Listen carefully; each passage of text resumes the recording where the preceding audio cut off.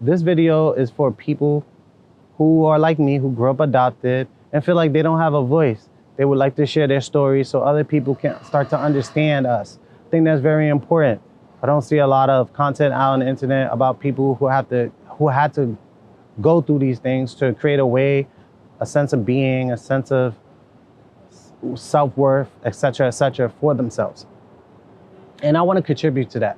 I want people to know that there are people out there that had to deal with all these craziness as a young kid with minimum guidance, and let them know that you are worthy, you are a human being, you are a person, you are valuable. And I just want to say this to everyone. This is very key and very important. You were born. You are valuable. You are great. You are superior. You are elegant. You are beautiful. You are human. It's very important to me. We all can provide value to each other. I really do think that way. Now, will people adhere to that? Of course not. You know the world. You know people gonna do what the fuck they want. You know what I'm saying? You know. There's many different ways you can go as a person. But yeah, with that being said, let's get back to this story. So feeling like I belong, that was really tough for me, to be perfectly honest with you. Now that I'm thinking back to when I was a kid, it was hard. It was difficult. And the reason it was difficult is because I had to process and compartmentalize a lot of my thoughts and emotions and the events that were happening when I was a kid. And not really having anyone to talk about these things with. I didn't have that. I grew up in a world where I felt like I couldn't express these things to my mom, all right? She had her own issues she was dealing with. She was doing a lot. And I didn't really have those relationships with the other kids that were being raised in the house. So much so that to this day, our relationships, I wish were better. They're pretty much borderline non-existent. To one person, I'm always someone to reach out to ask for money. But hey, listen, not in that vein. It's just, but that's life, right? I think everyone has those type of people that's gonna reach out for you and more transactional monetary worth than actual like wisdom or opinions about something that has their interest that you may be into and things of that nature. But yeah, those are some of the elements I was dealing with and I continue to deal with to this day. Growing up, I felt alone. I think as a kid, I didn't feel like anyone could relate to what I was experiencing and going through, aside from the people that I grew up in the house. But again, since I didn't have those relationships with my brothers and sisters, it was just left on deaf ears. When I did start to meet friends and have friends, I didn't see it prudent to have these conversations with them. Maybe because I didn't want people to judge me, or maybe it was just one of those things where it's like you don't tell your whole business outside this door, you know? And I feel like a lot of people in Harlem acted accordingly, right? And I wasn't really someone that had a lot of my friends come over to the house. My mom really didn't really play that. Unless you lived in our building and she knew your parents or your mom, she wasn't just about to have anyone else come to the crib and chill and stay and shit like that. Although she loved all the kids. My mom was the Parent-Teacher Association president at the elementary school I attended, and she was the Tenant Association president. So if you were from 1775 and you know Miss Perez, Gladys Perez, yeah, you already know you was welcome in her crib. However, like, you know, growing up in a building with so many different people, everybody had their own lives and living and enjoying their own realities, right? Also, too, I was the type of person where I didn't really see it prudent to like go out and be someone that had to be everyone's friend. I wasn't raised that way. I had my subset of people I was cool with, and that's it. But for the most part, I like to stick to myself. And I actually enjoyed computers more than human beings at one point in my life. Real talk. You know, I was the kid that was building Windows-based computers, so I understood what a motherboard was, CPU chips, SATA cables, things of that nature. I was the neighborhood, go fix the printer, because the printer's broke type of kid, go install the operating system when, you know what I'm saying, Windows 98, XP, Vista was prevalent, things like that. Oh yeah, there was a multimedia edition too. Maybe it was like Windows 2000. I just don't remember. It was so long ago. I don't even use that operating system. I'm a Mac person now, so I use what, OS X nowadays. And so, hey, but growing up, I will say this about open source, right? And I know this is a sidetrack and stuff. It does allow you to think and process in ways that, as a kid, you don't even question what you're doing. You're just doing it in terms of being able to like learn about technology, and also not just technology, how each component leads, each component has a function, and connecting it all together to create something magical. I didn't realize that you had to do that with people. I was oblivious to that. And yeah, I didn't realize that until maybe high school, playing football, right? Because I played baseball before, but me and my brother, we were like two of the best players on the team. So we didn't really rely on anyone else, right? We had a baseball field a block and a half away from us where we would just throw the ball to each other. And yeah, and that's it. In fact, we used to show up to the games. We didn't even go to the practice at one point. And we won championships, you know, good times. Until going to high school and noticing that it was like, yeah, it's too slow for me. This is boring. I'm gonna go play football. But yeah, being around other people and going to a Catholic school, that was tough. That was tough, but it was good. So dealing with issues of abandonment was crazy growing up. That was another reason why I felt alone and felt like I could take on the world by myself and I didn't need the help of other people. And one of the reasons why I felt like that abandonment is waking up every day looking into the mirror and not knowing if you look like your dad or your mom really plays a psychological toll on you. And then realizing that you have to make sense of a world that's just so nuts and crazy and leaves you frustrated by the things that you've seen. Whether it's your sister getting married and your brother getting married and all you see is divorce. All you see is kids being born out of wedlock. Actually, yeah, you're seeing the quality of life deteriorate. You're seeing all this stuff and it makes you question, like, is this gonna be my existence? Or you start to realize that you're developing emotions that are not being addressed. And again, you don't have anyone to talk about these things with, right? You just transitioning through this life and you noticing like a lot of these stuff is really beyond your control. And then you still have to find yourself out of this. So that was really, really big. And I didn't know how to deal with that growing up. Like I said, I just want to be a resource for people who have experienced this, because I know it was scary, frustrating, hurtful that these things were happening. And I felt like I couldn't speak to anyone about this because I don't think people will understand. And, you know, growing up, there was a lot of people that always, oh my God, you playing the victim card and things of that nature. Like, that's a big talk growing up, right? Let you address something or speak about something as a little kid and people are gonna look at you and be like, well, toughen up. You know, you're going through X, Y, and Z. Really? I'll say this. I started experiencing that more later in life, but I will say, into what I just said, what I was experiencing is more or less like, all right, if I talk about these things, people are just gonna look to separate you from the home you live in. And I'm not about to fuck up my living situation, not for nobody. I don't give a fuck if I gotta lie in this spot to make sure shit is copacetic. But this is the mindset I was growing up with at a very young age. kind of wisdom if you think about it beyond your years. But really it's just, dealing with survivors mode, like just being in survival mode, right?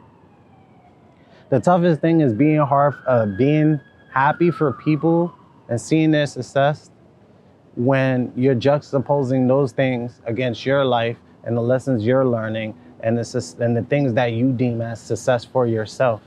Ooh, that's a big one. That is a big one that like a lot of people go through, right? Luckily for me, I've always been preaching, the success of others in my community. And the reason I've personally been that way, and I wasn't like that when I was younger, I'm not gonna lie. When I was younger, it was more or less trying to figure out how to survive. So I didn't really, care too much about other people, what they was going through in that situation. But as I got older, I always preach that it's very important, because growing up, you see a lot of bullshit in this world, and you just know as a kid, I had to navigate that stuff. So I can only imagine other people, what they got to do to navigate those things. Because you're going to have to look yourself in the mirror and confront yourself and say, okay, am I going to allow this world to engulf me, envelope this chaos around me? Or am I going to fight back, swing this sword that I have, or swing these fists that I have to bust something a way for me to get through so I can overcome these things and have a life that I'm proud of. And I don't know, for everyone is different, everyone is different, it's so easy to like judge people or feel like you can comment from a high pedestal on how people transition and move to this world, when many people have the tools and the systems in place for them to succeed. And then don't think twice, and then just say some things sometimes that are like, yo, let's slow down a little bit. Let's give some compassion and understanding to this person speaking, because a lot of the things that they're saying is really difficult to navigate and work on and get through at a young kid, that now they have evolved into an adult, and they still have to work on some of these issues because they weren't really addressed, right? And yeah, just understanding that, it's like, wow, it's a lot. I'm glad I'm not a therapist, because that's a shit show of unwrapping and unwinding that I don't know if I can provide that for other people, unless it's in this format where I'll get to speak about my beliefs on these things and my experience that I grew up with. It is comforting though. And the reason I say it's comforting is because I get to share these, I could just have an unfiltered experience where I get to just talk and really delve into my mind and my thoughts on the experiences that have not only shaped me, but take people into the world of how I process and the things I had to process, and hopefully they can link that to some of the way I act now. Ultimately, it don't fucking matter, is what I'm gonna say. Yeah, because again, this is my life. This is my problems, my issues, and I'm responsible for that.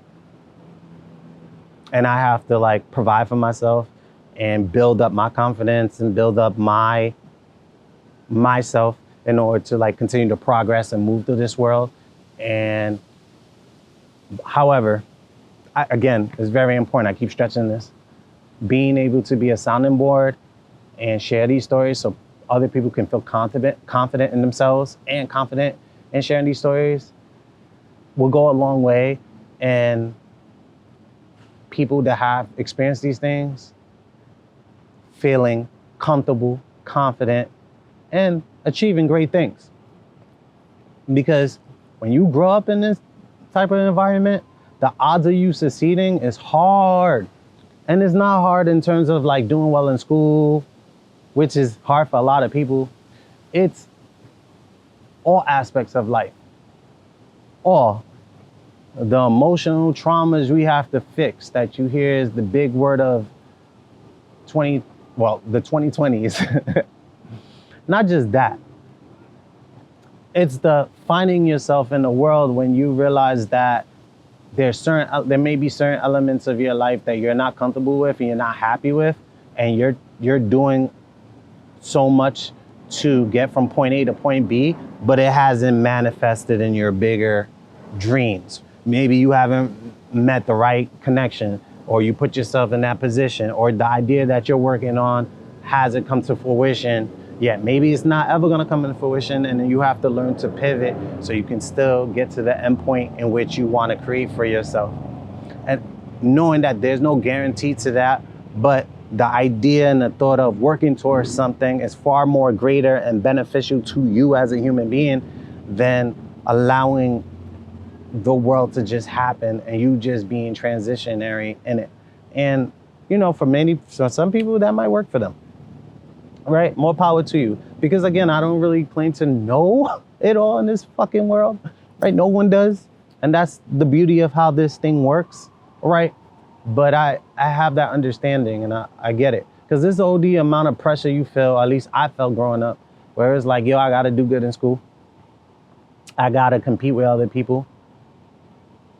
To unlearn that training of competition and realize, like, why do I have to compete instead of just working with people? A lot of people I see that are doing successful in this life, moving one idea to another, they're working with each other. Now, it's good to have competition in terms of like, yeah, I'm gonna give you my value, I'm gonna do my best, I'm gonna do my best. However, I don't know, sometimes I feel like competition is the wrong word, right?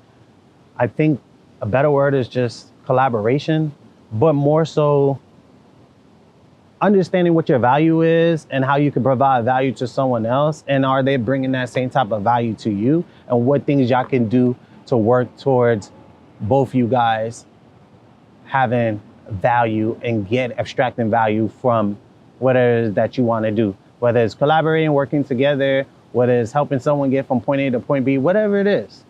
That I don't feel like that's stressed enough. I give you a case, like, let's use that into example. I'm gonna give you an example right now. I'm sorry. I'm getting my words jumbled and whatnot because I'm just flowing off the dome. When you reach a particular point faster, if you were aided by someone else, so if you're helping someone achieve their goals, and conversely, it's on parallel online with you, helping you achieve your goals when you get there faster. So if I was a videographer and I was working with a musician and they needed content, and we worked together and we worked on